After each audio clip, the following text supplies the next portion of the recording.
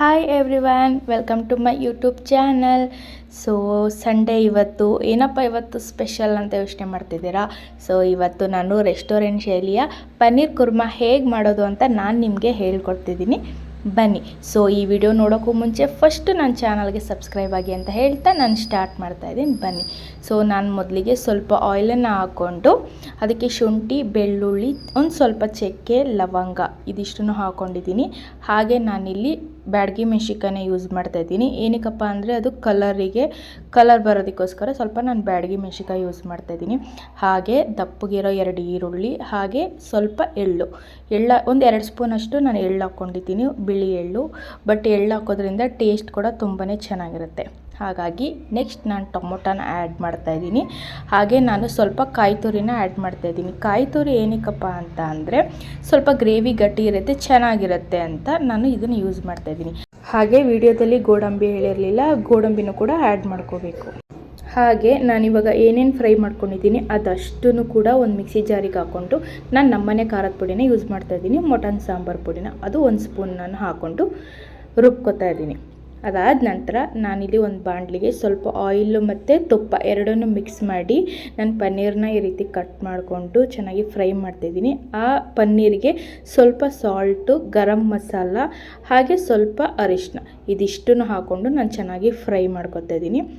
ಹಾಗೆ ನಾನಿಲ್ಲಿ ಏನೇ ಒಂದು ಇಂಗ್ರೀಡಿಯೆಂಟ್ಸ್ ಹಾಕಿರ್ಬೇಕಾದ್ರೂ ನಾನು ಡಿಸ್ಕ್ರಿಪ್ಷನ್ನಲ್ಲಿ ನಾನು ಮೆನ್ಷನ್ ಮಾಡಿರ್ತೀನಿ ರುಬ್ಬೋದಕ್ಕೆ ಏನೇನು ಹಾಕಬೇಕು, ಹಾಗೆ ಫ್ರೈಗೆ ನಾನು ಏನೇನೆಲ್ಲ ಸಾಮಗ್ರಿಗಳನ್ನ ಹಾಕಬೇಕು ಅಂತ ಹೇಳಿ ನಾನು ಡಿಸ್ಕ್ರಿಪ್ಷನಲ್ಲಿ ಹಾಕಿರ್ತೀನಿ. ನೀವು ಒಂದ್ಸಲ ಚೆಕ್ಔಟ್ ಮಾಡ್ಕೊಳ್ಳಿ. ಹಾಗೆ ನಾನು ಲಾಸ್ಟ್ ವೀಕು ಮೊಟ್ಟೆ ಚಾಪ್ಸ್ ಮಾಡಿದ್ದೆ, ಮೊಟ್ಟೆ ಗ್ರೇವಿ. ಸೊ ಅದು ಕೂಡ ನಾನು ಲಿಂಕಲ್ಲಿ ಡಿಸ್ಕ್ರಿಪ್ಷನಲ್ಲಿ ಮೆನ್ಷನ್ ಮಾಡಿರ್ತೀನಿ. ಆ ಒಂದು ವಿಡಿಯೋನು ಕೂಡ ನೀವು ನೋಡ್ಬೋದು, ಒಂದ್ಸಲ ಚೆಕ್ಔಟ್ ಮಾಡ್ಕೊಳ್ಳಿ. ಅದಾದ ನಂತರ ನಾನು ಇದಿಷ್ಟು ಫ್ರೈ ಮಾಡ್ಕೊಂಡಾಗಿದ್ದೆ. ನೆಕ್ಸ್ಟು ಅದೇ ಒಂದು ಬಾಣಲಿಗೆ ತುಪ್ಪ ಮತ್ತು ಎಣ್ಣೆ ಆಲ್ರೆಡಿ ನಾನು ಹಾಕಿರ್ತೀನಿ, ಸ್ವಲ್ಪ ಜಾಸ್ತಿನೇ ಹಾಕಿ ನಾನು ಫ್ರೈ ಮಾಡ್ಕೊಂಡಿದ್ದೆ. ಸೊ ಆ ಒಂದು ಬಾಣಲಿಗೆ ಸ್ವಲ್ಪ ಈರುಳ್ಳಿ, ಕ್ಯಾಪ್ಸಿಕಮ್ಮು, ಹಸಿ ಬಟಾಣಿ, ನಾನು ನೆನೆಸಿಟ್ಕೊಂಡಿದ್ದೆ ನೈಟು. ಸೊ ಅದೇ ಬಟಾಣಿನ ನಾನು ಇವತ್ತು ಯೂಸ್ ಮಾಡ್ತಾಯಿದ್ದೀನಿ.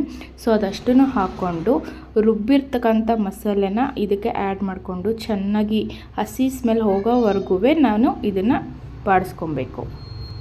ನೀವು ಕೂಡ ಈ ರೆಸಿಪಿನ ಒಂದ್ಸಲ ಟ್ರೈ ಮಾಡಿ, ಚೆನ್ನಾಗಾಗುತ್ತೆ. ಹಾಗೆ ಇದು ಚಪಾತಿಗಾಗಿರ್ಬೋದು, ಗೀ ರೈಸ್ಗಾಗಿರ್ಬೋದು, ಈ ಒಂದು ರೆಸ್ಟೋರೆಂಟ್ ಶೈಲಿಯ ಕುರ್ಮಾ ಅಂತೂ ತುಂಬಾ ಟೇಸ್ಟಿಯಾಗಿರುತ್ತೆ, ಚೆನ್ನಾಗಿರುತ್ತೆ. ಹಾಗೆ ಸ್ವಲ್ಪ ಜಾರಲ್ಲಿ ಮಸಾಲೆ ಇತ್ತು, ಹಾಗಾಗಿ ಸ್ವಲ್ಪ ನೀರನ್ನು ಹಾಕ್ಕೊಂಡು ನಾನು ಮಸಾಲೆಗೆ ಹಾಕ್ಕೊಂಡೆ. ಗ್ರೇವಿಗೆ ನೀವು ನೀರನ್ನ ನೋಡ್ಕೊಂಡು ಎಷ್ಟು ಬೇಕೋ ಅಷ್ಟು ಹಾಕ್ಕೊಳ್ಳಿ. ಹಾಗೆ ಸ್ಪೈಸಸ್ ಕೂಡ ನಾನು ಆ್ಯಡ್ ಮಾಡ್ತಾಯಿದ್ದೀನಿ. ಇಲ್ಲಿ ಗರಂ ಮಸಾಲ, ಚೆನ್ನ ಮಸಾಲ, ಧನಿಯಾ ಪೌಡ್ರು, ಚಿಲ್ಲಿ ಪೌಡ್ರು ಇದಿಷ್ಟು ಕೂಡ ನಾನು ಆ್ಯಡ್ ಮಾಡ್ಕೊತಾ ಇದ್ದೀನಿ.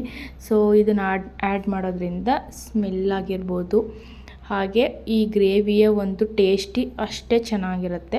ಸೊ ಇದಕ್ಕೆ ನಾನು ಮೊಸರು ಕೂಡ ಆ್ಯಡ್ ಮಾಡ್ಕೊತಾ ಇದ್ದೀನಿ. ಸೊ ಮೊಸರು ಆ್ಯಡ್ ಮಾಡೋದ್ರಿಂದ ಕೂಡ ಟೇಸ್ಟ್ ಕೂಡ ತುಂಬಾ ಚೆನ್ನಾಗಿರುತ್ತೆ. ಸೊ ಈ ಒಂದು ರೆಸಿಪಿ ನಿಮಗೆ ಖಂಡಿತವಾಗ್ಲೂ ಇಷ್ಟ ಆಗುತ್ತೆ.